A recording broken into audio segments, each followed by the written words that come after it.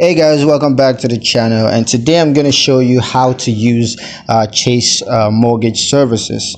So it's a pretty simple process to do this, and it's going to be a quick video, so let's get started.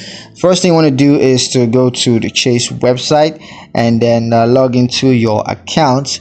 Of course, you could also do this on the mobile app if you have it, but just log into your account and then you want to click on mortgages. So once you're signed in, click on mortgages, and there you can select the type of mortgage that you're interested in, such as home purchases or refinance, and then get pre-approved for a mortgage by providing your financial information.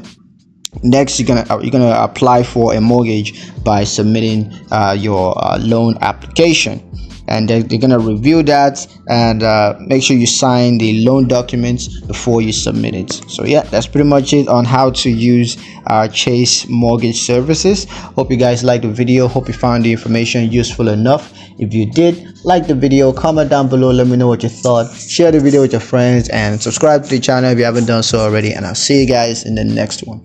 Peace.